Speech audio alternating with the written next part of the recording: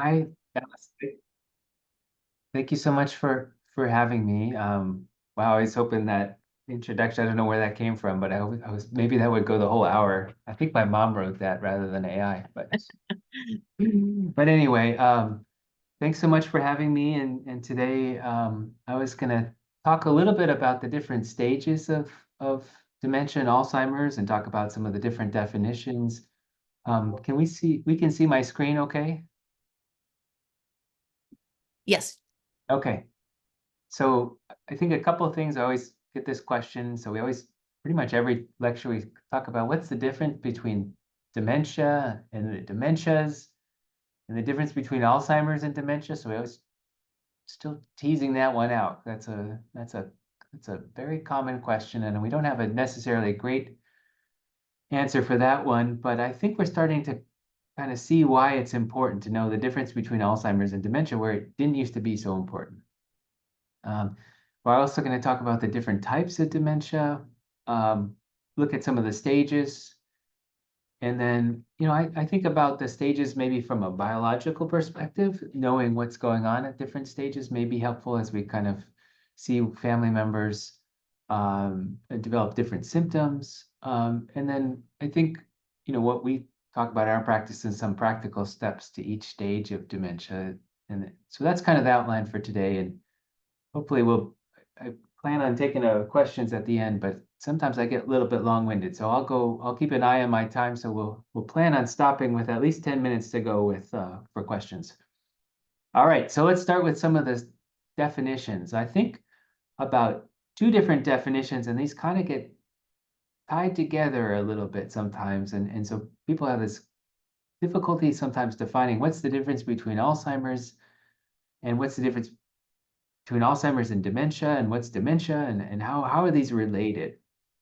So I think about it in the following way. I think about the dementias. So the dementias are a group of about 3 or 4 different diseases, common diseases that happen increasingly as we get older, but they're not part of normal aging. Normal aging is a little bit different. And I think this picture right here shows us the difference between a normal aged brain and somebody who's 85 and somebody with Alzheimer's. We can see there's changes going on within the brain. And so these are diseases that share a commonality, which is slow changes in a person's thinking, and often that's memory. Memory, short-term memory is probably the weakest thing our brain does. So when we have a disease, memory is going to be the first thing most commonly affected. That's not always the case, but that's typically the case. So memory is often synonymous with cognition, but cognition is all the things that the brain does. So in general, there are 3 or 4 different dementias commonly. So Alzheimer's is the most common. Vascular dementia is when we have strokes or small strokes. Lewy body dementia and frontotemporal dementia is the rare one that kind of exists a little bit separate to Alzheimer's and Lewy body dementia. So those are the dementias. We can see they kind of refer to an umbrella of diseases, and they're much more common. They share a lot more similarities than they are different. There's more similarities between Lewy body disease and Alzheimer's than they are different, although there's some specifics we'll talk about as we get to a different slide. But they share a commonality, which is slow changes over time, slow changes in cognitive ability. So dementia, like I said, is different than normal aging. And this is often a question we get from people is how do we know where we should be concerned about that we have maybe having a dementia? And I think the big one is this idea of consistent and persistent. So everybody can have little blips in your memory. We can all have little brain fog episodes where we're driving. We may forget something, or we may forget the name of somebody we know really well. And all of a sudden it's like, oh my gosh, I can't remember that person's name. Am I getting dementia? I would say the most common symptom, the most universal symptom is that it's not just a one-off and it's not just a two-off, but it's a consistent and persistent change. And we think about weakness in our brain's ability. Forgetfulness is the most common. So when people start repeating stories or telling the same thing over and over again, or asking the same question, but it's not just a one-time thing, it's persistent. That's usually maybe a concerning sign. Overall, this leads to a loss of functional ability, the ability to be able to do things at the same level as I used to do before. Problem solving. So often that's one of the early signs of dementia. So we look for little changes, but they have to be consistent and persistent. Everyone can mess up something up once or twice or 3 times, but if it's consistent and persistent, that's what I'm concerned about. Behavioral changes, in particular, hallucinations and delusions, those are not really normal symptoms. Depression and irritability is kind of a normal human experience, but then we see delusions and hallucinations. And then it turns out that for most dementias, the first symptom is behavioral changes. So people may have changes in the things that they like to eat, or they may no longer be eating as much. And we know, looking back at people who are diagnosed with dementia, 10 years before the onset of symptoms, they start to lose weight and their blood pressure starts to go down. So these are kind of little warning signs that we may be able to see. And then metabolism changes. We often see these real big spikes in cholesterol about 3 or 4 years before the onset of dementia. It's not always the case, but it could be a warning sign, especially when we're kind of piecing together with these consistent and persistent symptoms. So these are the things that are part of normal aging. These are things not to be as worried about. So if we have difficulty with multitasking, that seems to be a product of getting an older brain doesn't multitask as well. The speed with which we do things. I think learning new things, especially where that's most relevant, is we have all these new technologies, we have these new apps, we have these new phones, and the way we do banking is so different than how we used to do it. So when those things are a little bit harder, that's not necessarily a sign of dementia, but it can be very frustrating, it can be irritating. But we see in some of our patients the lost ability to do things they used to do. So if they used to be able to be really good with their phone or really good at operating the remote control, and all of a sudden we can't do it at all, and it's consistent and persistent, that may be concerning. This other thing is memory retrieval. This sort of a concept of memory goes through a storage, consolidation, and then a retrieval problem. So a lot of times memory goes through this phase where people don't remember like the details of something. And you may say, well, do you remember that thing? And it's like, oh yeah, now that you mention it, or now I know his name is John, or now I remember that happened, as opposed to this whole storage problem. So in my family, Alzheimer's disease runs. And for example, an example of that would be, I visited an aunt in Florida, and I got back and I said, I made it back. I was in Nevada at the time, and I said, I made it back. And she said, are you ever going to visit me? I haven't seen you for 20 years. And so that memory was never stored. So that's a concerning memory problem. Whereas a person I'm not as concerned about would say, oh, do you remember we went to that restaurant? They say, no, I don't remember that. Oh yeah, now I do. That's kind of a retrieval problem rather than a storage problem. Alzheimer's ultimately becomes a storage problem. People don't store new memories. So it's a kind of slightly different. If we kind of trigger memories in a meaningful way, that's kind of normal. If the memories are never formed at all, and they're out of sight, out of mind, that's what we get a little bit more concerned about. So these are symptoms of kind of normal healthy aging. So this occasional word finding problem, kind of this retrieval of names is particularly common, where we see people say, I can't remember the names of the neighbor or people I don't see very much. That's not concerning. Forgetting some items on a list, as long as you remember that you have the list. Going into a room and momentarily forgetting what you're going to do. It turns out the brain has a sort of functional network that it kind of flips back and forth. And oftentimes when we go into a new environment, the brain switches into a new network and it forgets what we're holding on to. So for example, I'm going downstairs to get laundry, and I say, well, when I'm downstairs, I need to pick up Windex or something like that. And I get into a new room and all of a sudden I forget what I'm doing. It's because our brain kind of does this little shift in a functional network. So going into a room and forgetting what you're doing, that's not a concerning symptom. That's not necessarily a dementia symptom. We talked about technology a little bit. All right, so we go back to the definition. So we talk about dementias, the dementia diseases being Alzheimer's, Lewy body, vascular, and frontotemporal dementia. So that's a definition. So that's often what we're referring to when we say that person has dementia. That's kind of, that's, I think, the most common. We say my neighbor has dementia because I can tell when you talk to him, he can't remember and his wife has to take care of him. We're referring to that kind of set of diseases that share the commonality. There's also another definition of dementia, which is a stage. And so a person now can have Alzheimer's disease without dementia. They have memory problems. They may have some of the plaques that are leading to dementia, but they're not at the stage which we historically called dementia. So a dementia stage is, if we look at these different levels of disease severity, dementia is historically associated with the inability to live independently. And we also, that was sort of a remnant of history, is we said a person has dementia when they can no longer live independently.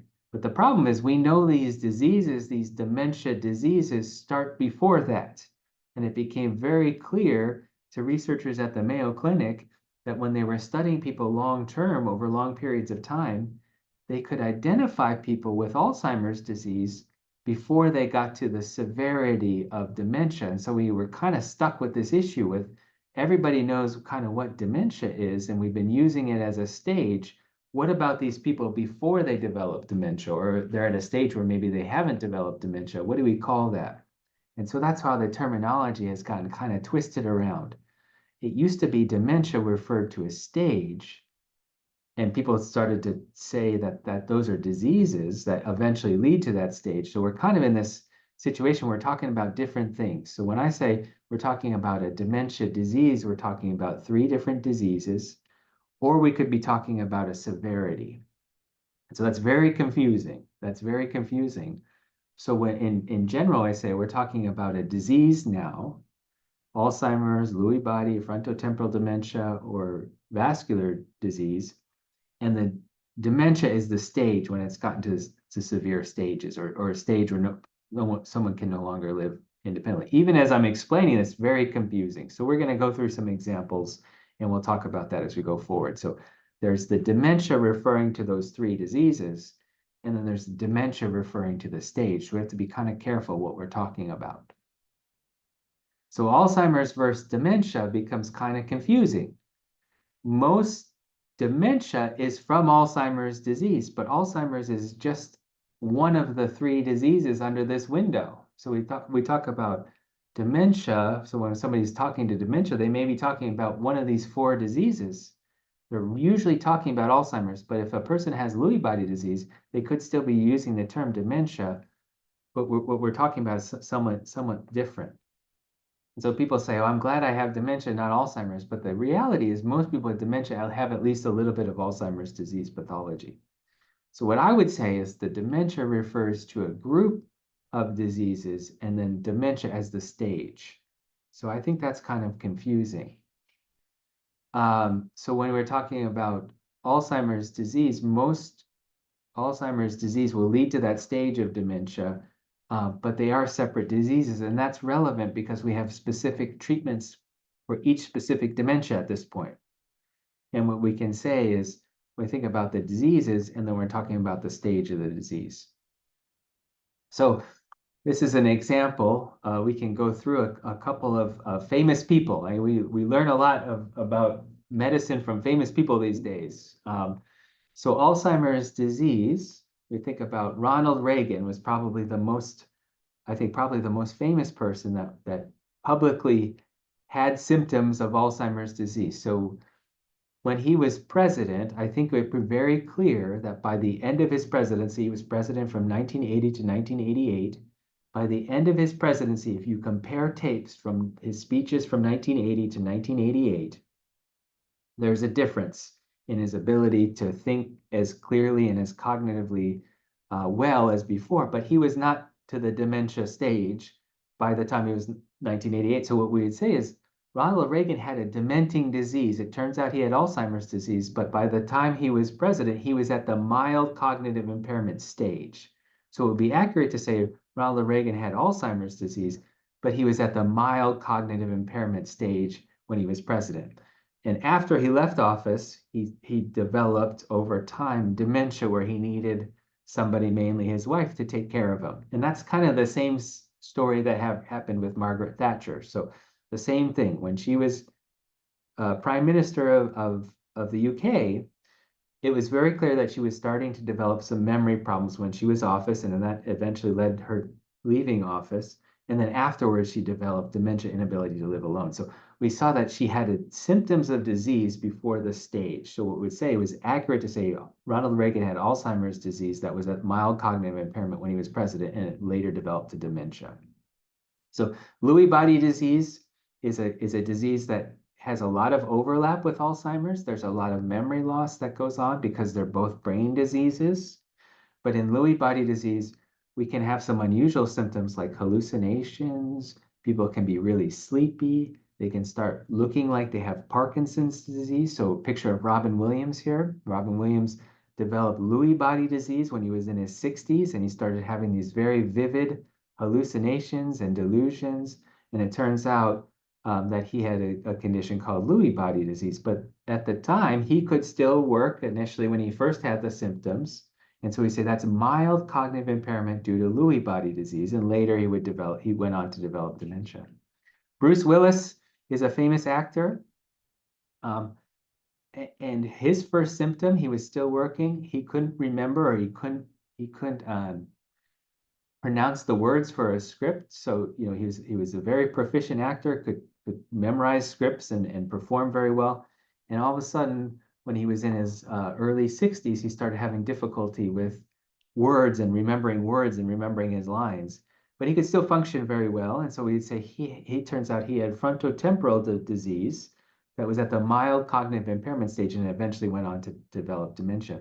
These diseases share a lot of commonalities, which is they start with small symptoms that are very noticeable only to family members, and they progress to affect other areas of cognition so that the individual can no longer live independently. So we see about a disease and then a stage. And so that's kind of the difference. It's a big mix of terminologies, and as we learn more, we develop a better understanding, but we have these remnants from the past. And so terms like senility and hardening of the arteries.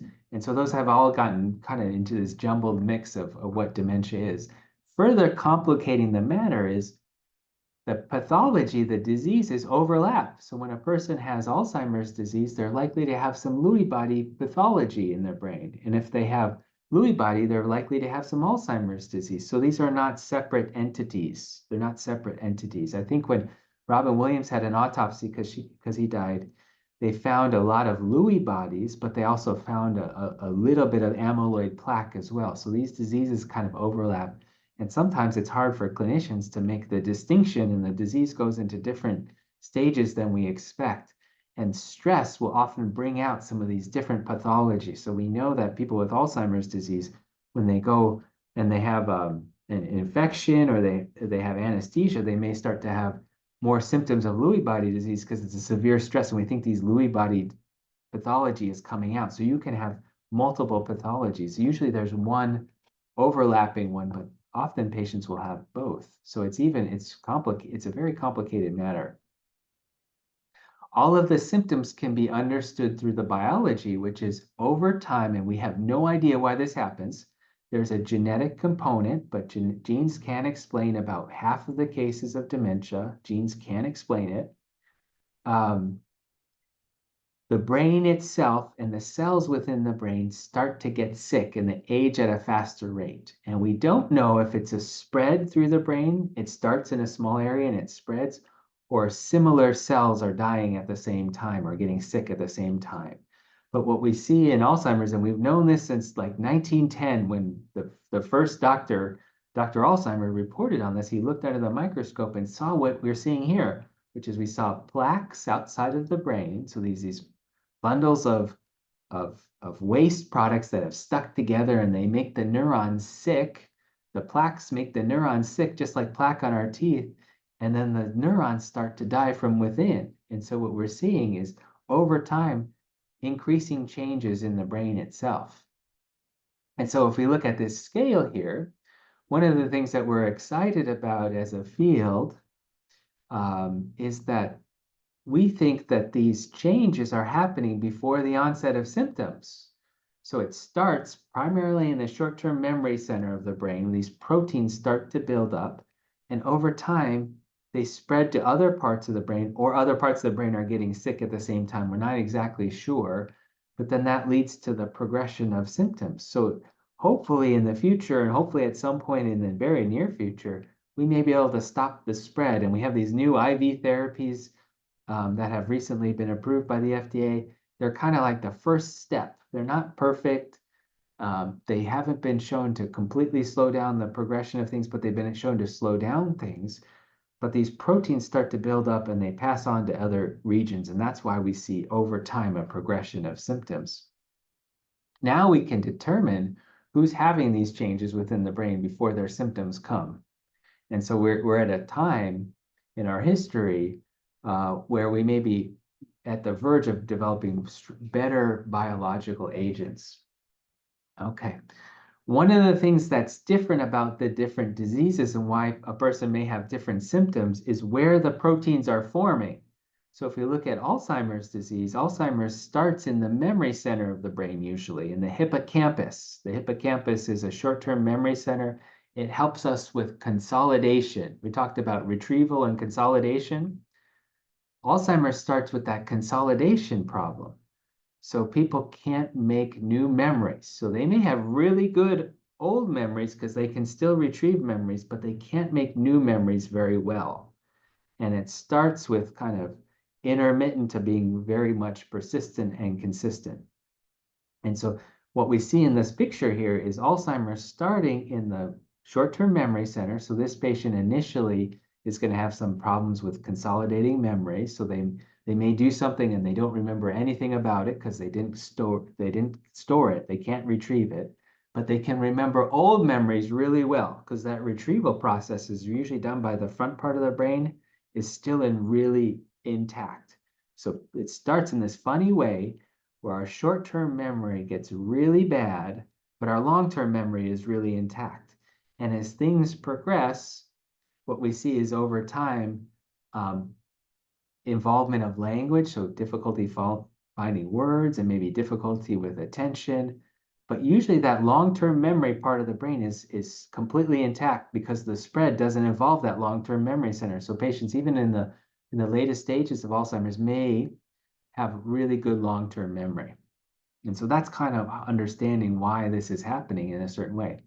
Whereas Lewy body disease and Parkinson's disease, what's happening is the pathology is starting in the brainstem, and the brainstem is very involved in regulating sleep-wake patterns. So Lewy body patients or patients with Parkinson's have really disrupted sleep, and that disrupted sleep may start many years before the onset of their other cognitive symptoms because the brainstem is where it starts. Brainstem regulates sleep-wake cycle.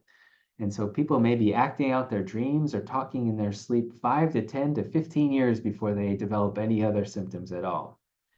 Lewy body disease disrupts the blood pressure. So people with Lewy body disease have this really low blood pressure, or it goes from really high to really low because that's done in the brainstem. We don't see that much in Alzheimer's disease. So Alzheimer's disease, there's a reason why that symptom is not shared between the two. Is because one's in the brainstem and one's in the short-term memory center at the beginning. Lewy body disease affects the coordination center of the brain early on and then spreads to other parts of the disease. So we can see these differences. Whereas a disease like frontotemporal disease, it starts in the front part of the brain and it goes forward and back, whereas Alzheimer's starts in the back and comes from the back forward. So it's about the progression of these diseases that's different, and that's why the symptoms are different. This is what happens over time in Alzheimer's disease. Is the size of the hippocampus. This is the hippocampus is the storage part of the brain. So if the brain is no longer storing things, we can't remember new information, and this is why a lot of patients. I'll start by saying, how is your mom or your spouse's memory? And I said, memory is fine. And then I realized I'm asking the wrong question. I said, how is their short-term memory? And the short-term memory is very low. And so what we say is, why is that? Why can memory be so good for long-term and short-term? It's because it's this consolidation function that's being affected. So for me, it's helpful to understand that as we go through these different stages, the hippocampus kind of looks normal at the beginning, and then over time we can see that without the rest of the brain being affected, the hippocampus can get really small and really age pretty quickly. And so by the time we get to this level called MTA4, the patient is almost forming almost no new memories. And so if we can stop this before it gets to that stage, that's the goal of new therapies. We're not quite there yet, but that's the goal of treatments going forward, is to stop this process. There's a couple of different staging tools that are available that help us understand where people stand in their dementia disease. And these are kind of, as I think I mentioned later, they're just kind of guideposts. They're kind of based on large populations of people. But we use this FAST one because I think it's somewhat relevant, and it's based on a person's functional ability. And so we can see the stages here. This is untreated, so these expected durations are without medications. And we know of people that take even these medications that don't seem like they're doing very much when we take them because it doesn't cure the problem. It slows down the progression through the different stages, and that's helpful, we think, for most people. Some people don't respond to those medicines at all, but most, more than 50%, get some benefit from being on the medicines to stay in a certain stage. And so this is what in general happens over time. And this FAST stage was developed in the 1980s. It was based on older individuals with Alzheimer's disease, so it's not entirely relevant to each person, but it kind of gives us a signpost of where we are in the disease itself. And most individuals that progress through dementia will follow somewhat of a similar pathway, although sometimes it can be different for different people. There's something called this clinical dementia rating, which is a little bit more intricate, and it sort of tries to match up different functions. So we have memory and orientation, judgment and problem solving, community affairs, home and hobbies, and personal care. So it kind of molds those together. And so you can be as severe with memory and function really well functionally. And that's what we see in sometimes patients with frontotemporal dementia. Only a small part of their brain is affected, so they may have really bad memory, but they can function really well.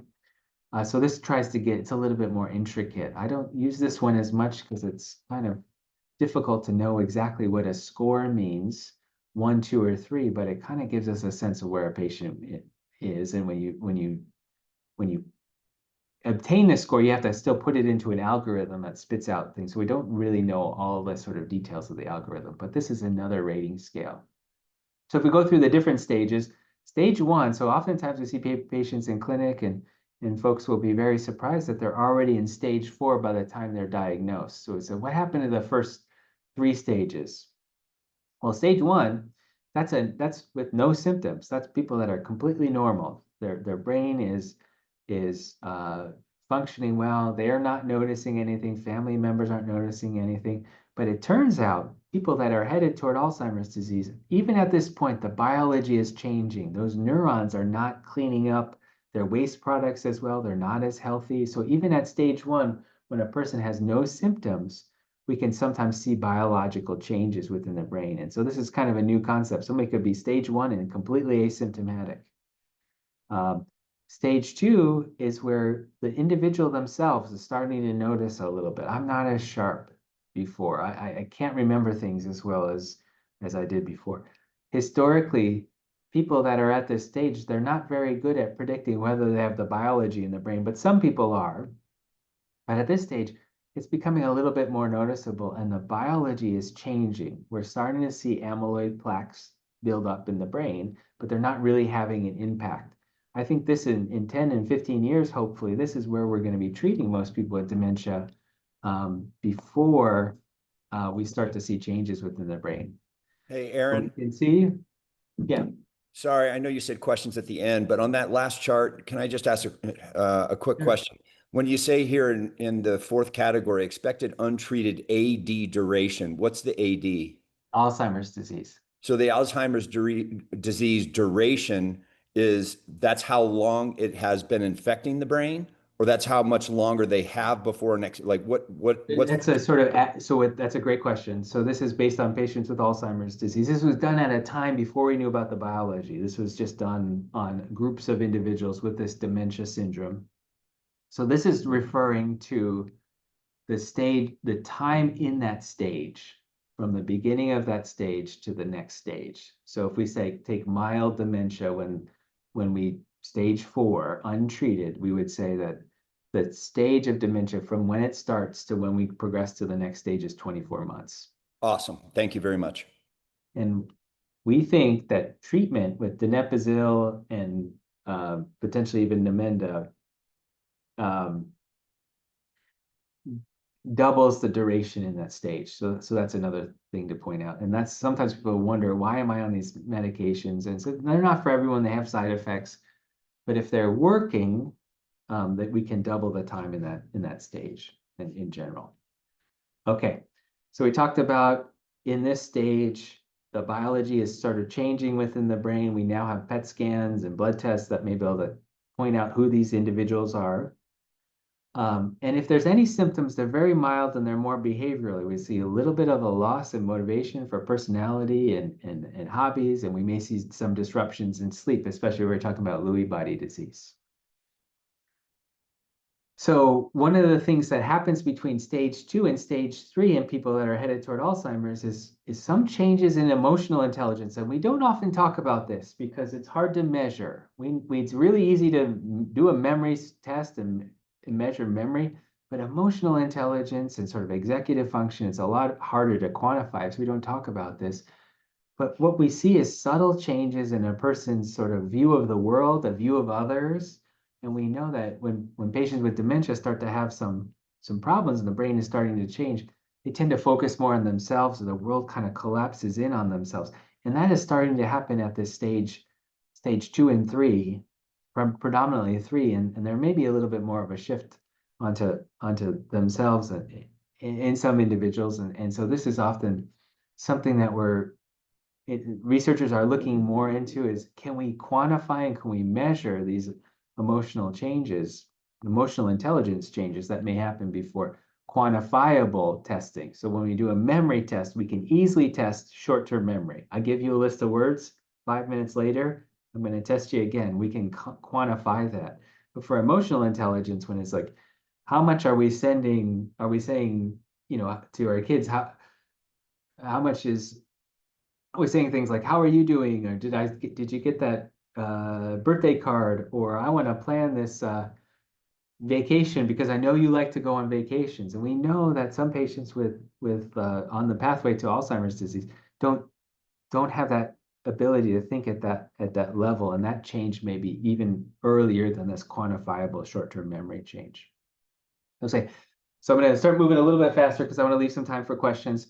So stage 3 is the one where we historically were not able to detect people, but now with better technology, better brain scans, the blood tests, better memory testing, more widely available screening, we're picking up people at stage 3. And stage 3 is the stage when only the most complex tasks are mixed up. And so that could be taxes, or that could be, complex bill paying. This is when often we're identifying people that are still at working age, maybe in their 60s or even 50s, have really good work histories, and then all of a sudden at work, they're trying to put together deals, or they're trying to do things, or trying to learn a new technology in their work function. They just can't get it. It's not just a one-off, it's like persistently can't get. And so we see a lot of patients that, I got fired from my job because I got a new boss. But really the issue is they're at stage 3, and it's not very obvious to anybody that they're having a memory problem, but they can't put together complex functioning. So this is the stage when patients may come to see us in our clinic. And historically, oral medications haven't been very helpful, but now we're at the point where some of the biological agents may start working at this stage because the brain hasn't been really affected very much. So we start to see a little bit of change in the hippocampus. The brain itself looks completely normal, but we can start to see that the short-term memory center is not really working very well. This is a stage when only the closest friends or family members may notice some changes, and they may notice more of that emotional intelligence change rather than the sort of quantifiable short-term memory changes. But that's probably present too. So somebody might say, well, my mom is starting to ask me some questions she normally didn't do, or she's forgetting to send birthday cards that she used to do. before. But if you go out for dinner with that person, they wouldn't notice. You saw that person on the street, they wouldn't notice. But family members are starting to say, well, it seems like there's something going on. Oftentimes, this is where we see a little bit of irritability kind of come out in some people. And we see this persistent inability to get complex things done.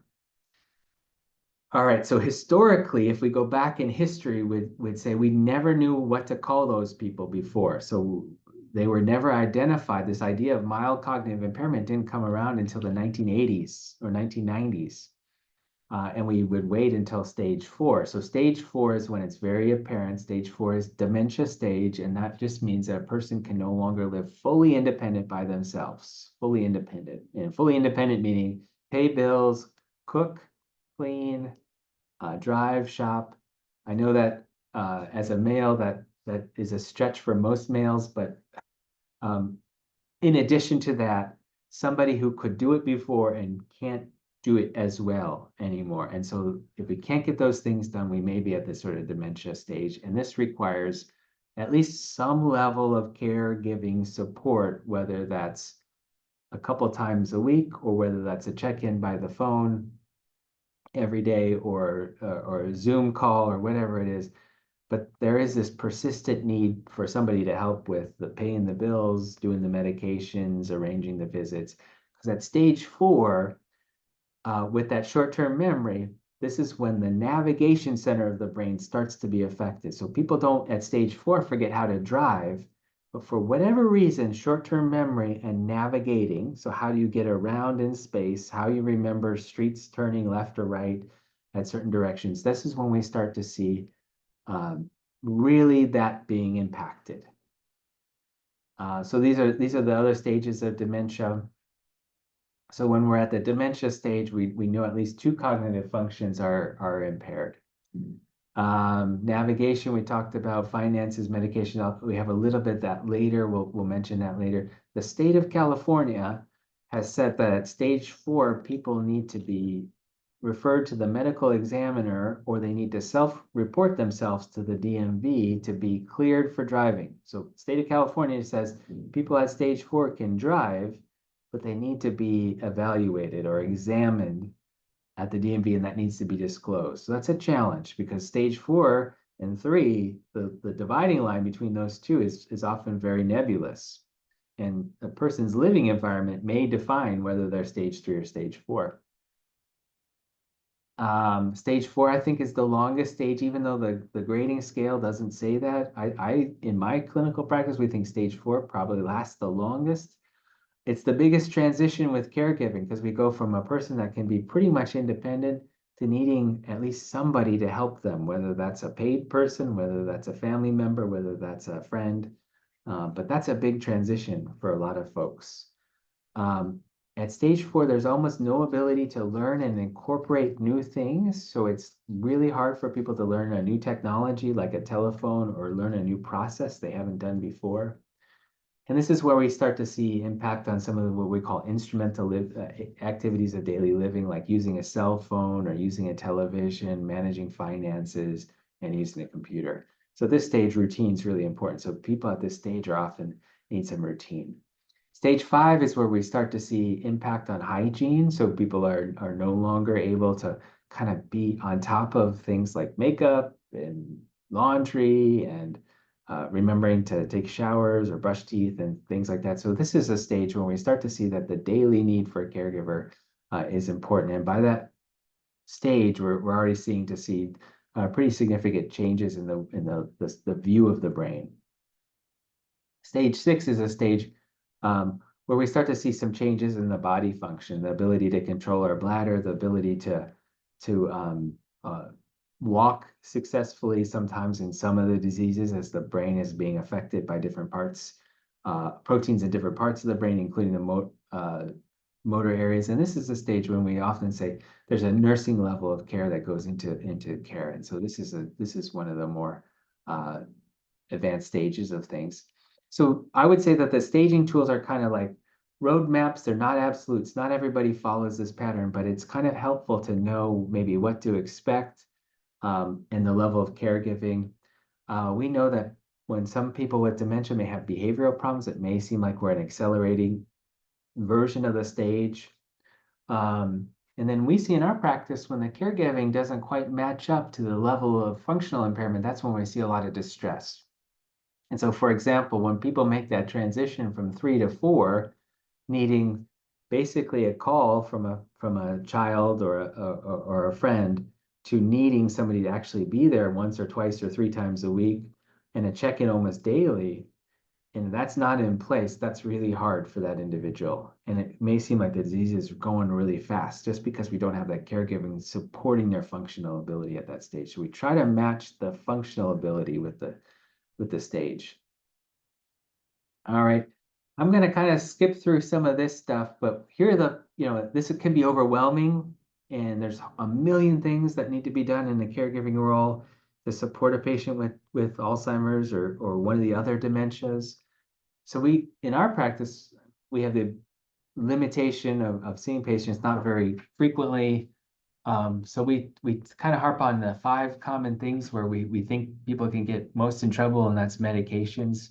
We know by the time we're to stage 4, our ability to manage medications independently is not very good. So we know that somebody else needs to manage medications. We know people become at risk for having financial issues at stage 3.